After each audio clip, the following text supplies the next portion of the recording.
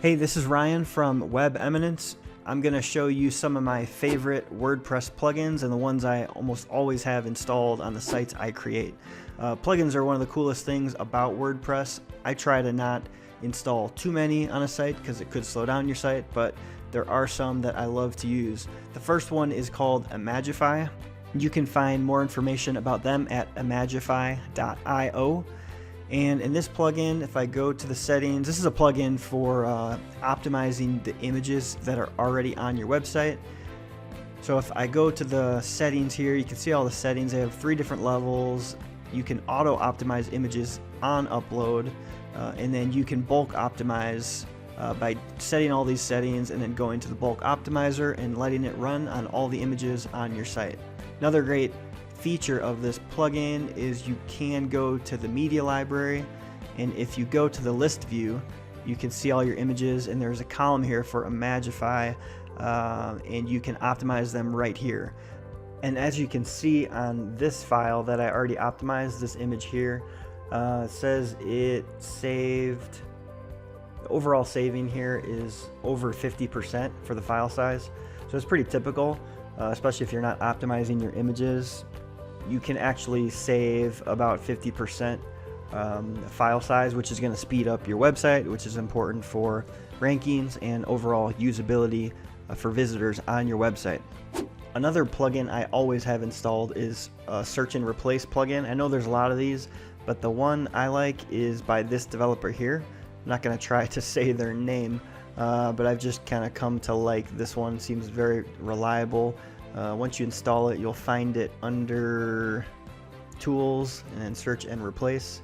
And typically what I do is go to the Search and Replace tab, and what this does is it searches your entire site and changes text in whatever tables you want. A lot of times I'll select all tables.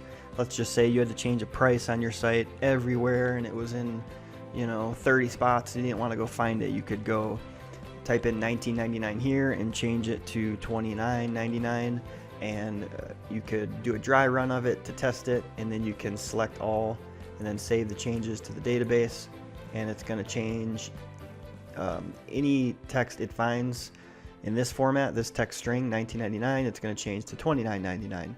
So it's a great tool. I use it a lot to move WordPress sites or to make them live, to change the domain, or just for basic editing text throughout the site.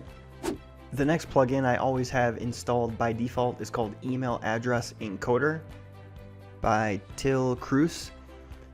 What this one does is it encodes email addresses so that if you have an email address on your website available to the public, spammers will scour the web searching for these email addresses, and they're able to copy them off your website here automatically using their bots that kind of spider the web. So what you want to do is install a plugin like Email Address Encoder, and when it's installed, it will scramble your email address into a code like this one here, so that the spammers cannot find yours as easily. There probably are ways for them to get around this, and there's places in your website where this plugin won't work, but it's going to keep your email address a little bit safer if you are publishing your email address on your website. This plugin is free, but they do have a premium version that does an even better job of hiding all the instances of your email address on your website. So the last plugin that I'll mention that I use often and really love is Tracking Code Manager by IntelliWP. And this is just a code injection plugin. And I know with a lot of themes you can inject code site-wide into your header and maybe after the body tags. This one gives you a little bit more flexibility. If you go to settings, you can see on this site I've added a tracking code. They do allow you to add, I think, 6 slots in their free version, and so you can add a tracking code. I'm using this for a Google Ads form submission, and this one needs to be after the body, so you can choose after body, and then I can have it injected only on the thank you page. So you can have it injected site-wide or on a specific page or post. So you can imagine this comes in really handy for certain types of codes that you need to put on certain pages. So check that one out too. That's Tracking Code Manager.